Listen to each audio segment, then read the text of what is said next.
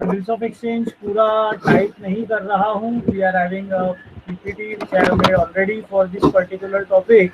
So I will be sharing what we call as this particular session through PPTs. Whatever doubts you have, you can definitely let me know once I complete the things, and then we will proceed further. So bills of exchange अगर मैं आप लोगों से बात करूँ, I am just presenting my screen.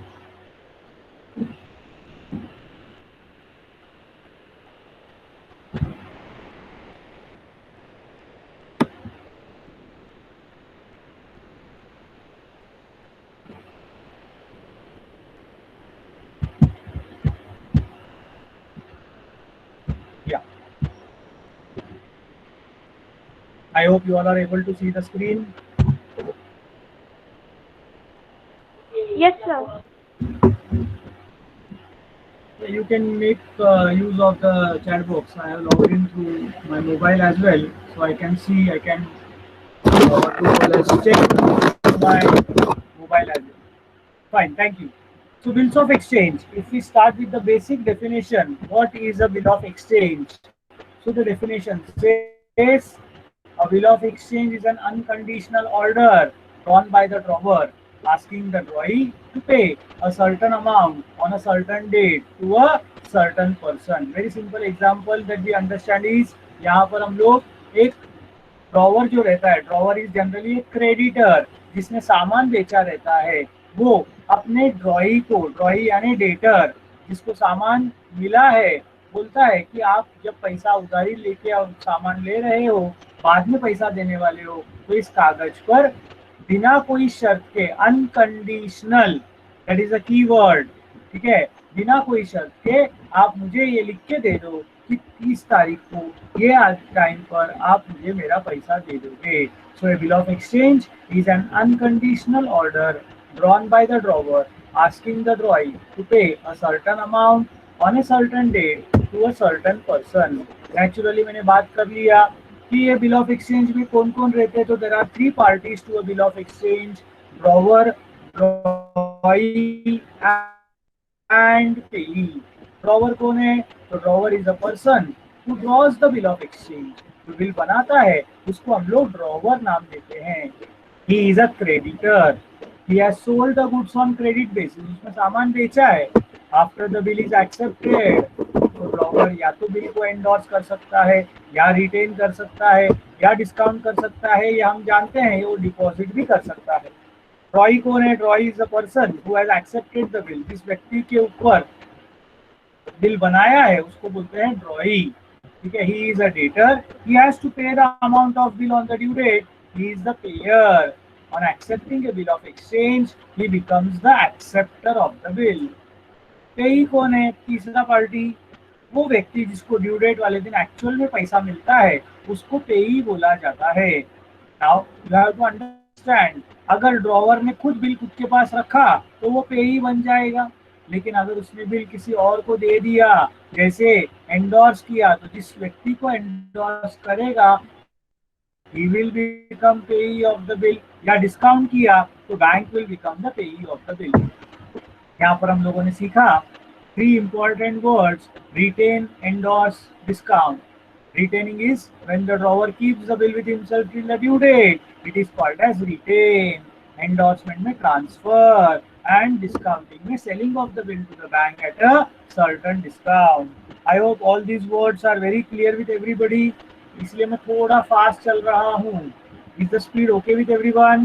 Please type in the chat box and do let me know about the same. Yeah, perfect. Thank you everyone.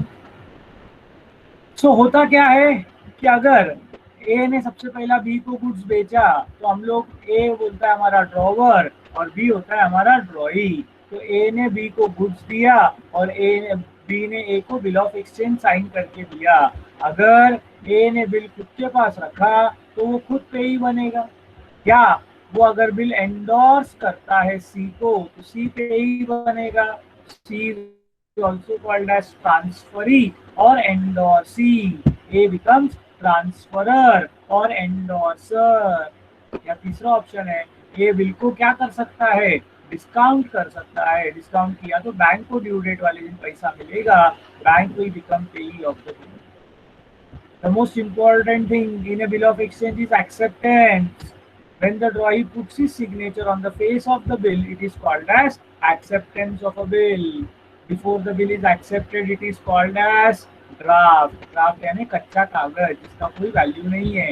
Acceptance दो प्रकार के होते हैं, general acceptance and qualified acceptance.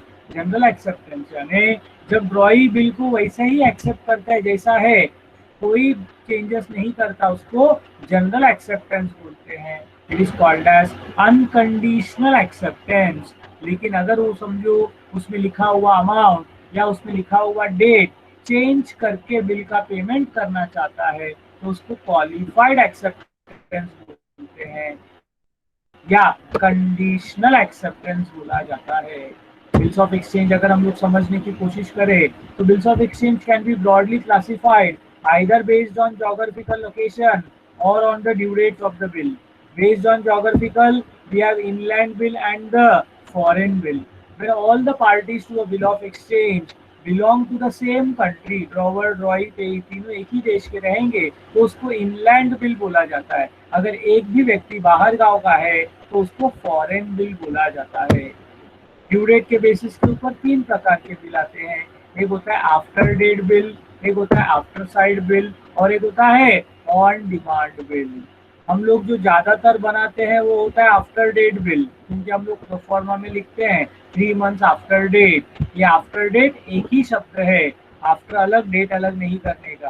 तो after date bill में हम लोगों को जो रहता है ड्यू डेट हम लोग कैलकुलेट करते वक्त date of bill plus period of bill plus 3 days of grace करते हैं। अगर ड्रॉइंग को महत्व दिया और बोला जब से तू बिल देखेगा उस दिन से हम लोग अगर क्रेडिट पीरियड कैलकुलेट करेंगे तो it will be called as after sight bill. और अगर ऐसा कोई क्रेडिट पीरियड नहीं लिखा है, दोनों को एक दूसरे के ऊपर बहुत ज्यादा विश्वास है, तो then it will be called as on demand bill. So that is what is the different types of bills of exchange. तो हम लोगों ने अभी अभी बात किया inland bill, foreign bill, after date bill, after side bill and on demand bill. Due date, the date on which the amount of bill is to be paid is called as due date. Due date कैसे calculate करते हैं अभी मैंने बताया था। due date is equal to date of bill plus period of bill plus 3 days of grace। ठीक है, अभी हम लोगों ने फिर एग्जाम्पल के द्वारा ड्यू डेट कैलकुलेट किया था, आपको याद रहेगा। तो ग्रेस डेज क्या है? Grace days are the 3 extra days given by the law to a debtor for making payment of a bill. Bill का पेमेंट करने के लिए 3 एक्स्ट्रा दिन जो गवर्नमेंट देता है उसको हम लोग बोलते हैं ग्रेस डेज। अब अगर कोई एक आधा पब्लिक हॉलीडे वाले दिन ड्यू डेट आ गया तो उसके एक दिन पहले जो डेट रहता है उसको हम लोग ड्यू डेट मानेंगे। जैसे 26 जनवरी या 15 अगस्त आया तो 25 जनवरी या 14 अगस्त को माना जाएगा। चैप्टर का सबसे बड़ा लर्निंग है bills receivable and bills payable. तो आपको यहाँ पर मुझे बताना है कि बिल्स रिसीवेबल बिल्स पेएबल कोई अलग अलग बातें नहीं है, both are the same. It is a single bill. जिसके हाथ में वो बिल है, जिन लोगों को पैसा मिलना है वो लोग उसको बोलते हैं बिल्स रिसीवेबल, और जिसको उसका पेमेंट करना है वो बोलता है bills payable. ड्रॉई is the person जिसके लिए वो बिल हमेशा पेएबल होगा, कहीं पर भी रहने दो, आता रहे या जाता रहे, उसके लिए वो पेएबल है। दुनिया में उसको छोड़कर बाकी सब के लिए वो बिल क्या रहने वाला है? Bills receivable. So once the drawee accepts the bill is recorded as bills receivable account in the books of drawer, as he has to receive the amount of bill. While the same bill is recorded as payable account in the books of drawing. Friends, there may be many parties to a bills receivable, but there is only one party to bills payable, that is drawee of the bill. I hope everybody is very clear with all these words. भले ही bills receivable bills payable personal account है, लेकिन हमेशा accounting करते वक्त we will apply the rule of real account. आया तो debit, गया तो credit. Treatment of bills receivable is nothing but we have already learn retain, endorse, discount and deposit. Depositing में क्या होता है? बैंक में हम लोग वो बिल रखते हैं for the purpose of honour on the due date. Bank will go and collect the amount of bill and deposit in our account. So that is depositing of a bill. So when the drawer sends the bill to his bank for the purpose of collection, it is called as depositing of a bill. In this case, the bank collects the amount of bill from the drawee, deducts its charges, and credits it to the account of the drawer. So ultimately, drawer receives the amount of bill on the due date when the bill is deposited. तो हमको पता चलता है कि bill अलग अलग लोगों के हाथ में है. तो वो जो लोगों के हाथ में है, they are called as holder of the bill. क्या नाम बोलते हैं उसको? Holder of the bill. So in different case we are having different holders, as you can see, retained और deposited. दोनों में ड्रॉवर ही होल्डर है. तो डिपॉजिटेड में भले ही बैंक लेके आता है लेकिन वो बैंक का बिल नहीं है. बैंक होल्डर सॉरी अपने ड्रॉवर के अकाउंट में वो पैसा जमा कर देता है. Please excuse me. Yeah. So the person who holds the bill on a given date is called as holder of the bill. तो डिफरेंट केसेस में, जैसा रिटेन डिपॉजिटेड में drawer is the holder, endorse वाले case में जिसको bill मिलता है that is endorsee is the holder, and discounted वाले केस में bank is the holder of the bill. Due date वाले दिन नेचुरली जो कोई भी होल्डर रहेगा वो जाता है बैंक ड्रॉई के पास पैसा मांगने को. ड्रॉई ने ईमानदारी से पैसा दे दिया तो उसको बोलते हैं हॉनर ऑफ अ बिल. क्या बोलते हैं उसको? Honour of a bill. लेकिन अगर किसी कारण की वजह से ड्रॉई पैसा देने को इनकार कर देता है तो उसको हम लोग डिसऑनर ऑफ अ बिल बोलते हैं. अगर बिल डिसऑनर हुआ तो जो भी होल्डर ऑफ द बिल है he can launch a complaint with notary public. Who is a notary public? Notary public is a government officer who is appointed to record the facts and reasons for dishonor of the bill. Okay, ये बहुत important है. The fees charged by notary public for recording the facts and reasons of dishonor of a bill is called as noting charges. कौन भरता है noting charges? जो complaint करने को गया यानी होल्डर. लेकिन अल्टीमेटली होल्डर क्या करता है? जिसे सी ने भरा तो सी आके ए से वसूल करेगा और ए बी से वसूल करेगा. तो ultimately it is recovered from ड्रॉई of the bill. So it is said that noting charges are paid by holder of the bill, but it is borne by drawee of the bill. So noting charges is an expense of drawee only. From accounting point of view, noting charges account ये नाम सिर्फ drawee के books में ही देखने मिलते हैं. Discounting of a bill में हम लोग जब बिल का डिस्काउंट कैलकुलेट करते हैं तो important part is months. Months is nothing but unexpired period of bill. ये बहुत इंपॉर्टेंट है कि अगर 3 महीने का बिल है उसी दिन जाके डिस्काउंट किया तो 3 महीने का डिस्काउंट लगेगा, लेकिन 1 महीने के बाद जाके डिस्काउंट किया तो सिर्फ 2 महीने का डिस्काउंट लगेगा. जैसा एग्जांपल लिखा के दिया है कि 1 जनवरी 2020 A draws a bill on B for 1 lakh for 3 months. Mr. A discounts the bill on the same date. तो फिर 3 months का डिस्काउंट लगेगा. लेकिन याद रखना अगर वो 1 फरवरी को जाके डिस्काउंट करता है तो discount will be calculated only for 2 months. And remember, मैं तुमको सबको वार्निंग देना चाहता हूँ, अभी तुम लोग इतना ज्यादा क्वेश्चंस कर चुके हो कि जैसे ही आप लोग देखते हो 1 लाख रुपीज बिल 12%, तो बहुत सारे जन 1 लाख इंटू 12/100 12,000 कैलकुलेट करके बैठ जाते हैं. मेरे दोस्तों, मेरा ये ऑब्जर्वेशन है कि डिस्काउंटिंग में बहुत सारे जन मंथ्स अपॉन 12 लिखना भूल जाते हैं. अपने में से ऐसा कोई है यहाँ पर जो लोग डिस्काउंट हमेशा रॉन्ग कैलकुलेट करते हैं? Do we have someone who makes a mistake always? Please type a me in the chat box. Let me see. Discounting का अमाउंट रॉन्ग आता है हमेशा. कोई नहीं है.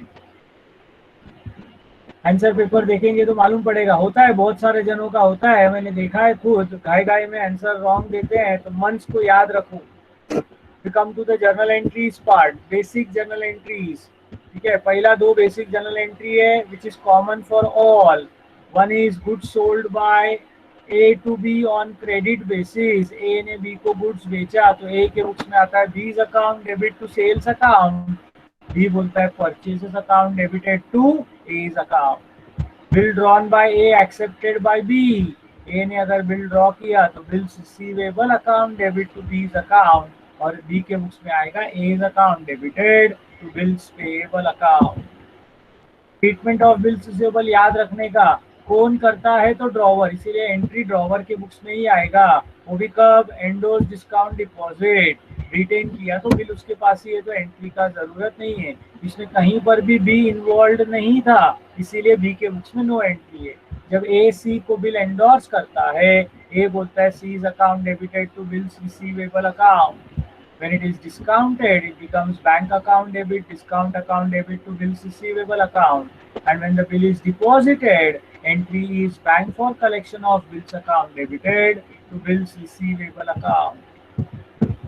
Now when the bill is honored, you have to understand, B के books में अगर आप देखोगे, ड्रॉई के बुक्स में एंट्रीज एकदम सिंपल होते हैं, एक ही रहता है, कॉमन रहता है, बिल्स पेएबल टू कैश। ए के बुक्स में कभी कभी ए होल्डर है तो अपने को लगा रिटेन्ड और डिपॉजिटेड के केस में ही पैसा आएगा, इसीलिए रिटेन्ड बिल ऑनर का एंट्री है कैश टू बिल रिसीवेबल, और डिपॉजिटेड बिल का है bank to bank for collection, क्योंकि पैसा अपने को कौन लाके दिया, बैंक ने लाके दिया, तो इसीलिए bank account debited to bank for collection. Endorse में पैसा सी को मिलेगा, डिस्काउंटेड में पैसा बैंक को मिलेगा। जब बिल डिसऑनर होता है तो वापस ड्रॉई के बुक्स में जर्नल एंट्री कॉमन है, ड्रॉई पहचानता है मिस्टर ए को तो bills payable account debit, noting charges account debit to A's account, that is there. A के बुक्स में अलग अलग एंट्री आता है, जैसे रिटेन्ड हुआ तो नेचुरली बीज अकाउंट डेबिट, बिल उसके हाथ में ही था टू बिल्स रिसीवेबल, और वो खुद नोटिंग चार्जेस पे करता है तो to cash account. Endorse bill जब डिसऑनर होता है तो ए का काम है बी से पैसा लेने का और सी को पैसा देने का, इसीलिए B again becomes his debtor, C again becomes his creditor. So endorsed bill dishonoured, entries B's account debited to C's account. When discounted bill is dishonored, journal entry will be these account debited to bank account. And when deposited bill is dishonored, it will be these account debited to bank for collection of bill to cash account. क्योंकि यहाँ पर भी वो noting charges पे करता है, he is holder of the bill. Friends, honor dishonor के बाद आता है retirement. Retirement is nothing but when the drawee makes the payment of the bill before the due date, it is called as retirement of a bill. In such a case, the drawee demands for certain rebate for balance period of bill. तो वो क्या करता है, rebate मांगता है। Rebate क्या है? It is similar to discount, but it is used only in case of retirement. तो यहाँ पर months, मैंने इसके लिए रेड में लिखा है, it should be balance period of bill. Balance period मतलब अगर ड्यू डेट से हम लोग एक महीना पहले बिल को रिटायर कर रहे तो एक महीना बैलेंस पीरियड हो जाएगा। Rebate is an income for the drawee when it is an expense for the holder, इसीलिए होल्डर किसी के पास भी रहेगा बिल वो बोलता है cash account debit, rebate account debit to bills receivable account, और ड्रॉई के बुक्स में आएगा bills payable account debit to cash account to rebate account. The most important case, as you know, is renewal of the bill. Cancellation of old bill and drawing of a new bill is called as renewal of a bill. इसमें 4 entries आते हैं, cancellation of old bill, adjustment of interest, part payment, and new bill drawn and accepted. Cancellation is nothing but dishonor. Interest calculate करते वक्त you have to always calculate interest on balance amount. What is balance amount? It is original amount minus part payment. ये बहुत important है। अच्छा, interest खुद या तो part payment के साथ दिया जा सकता है या न्यू बिल के साथ दिया जाता है, तो कैलकुलेट होने के बाद उसको कहाँ ऐड करना है वो देखना पड़ेगा। जर्नल एंट्रीज आप लोगों को मालूम ही है, कैंसिलेशन ऑफ ओल्ड बिल, आपको डिसऑनर का एंट्रीज जो सिखाया वो पास करना है। इंटरेस्ट के वक्त इंटरेस्ट ए का फायदा है, बी का नुकसान है, इसीलिए B's account debit to interest account, B के बुक्स में आएगा interest account debited to A's account. Part payment में ए को पैसा मिलता है, बी पैसा देता है, ए बोलता है cash account debited to B's account, B बोलता है A's account debited to cash account. New bill drawn and accepted, A बोलता है bills receivable to B's account, B बोलता है A's account debited to bills payable account.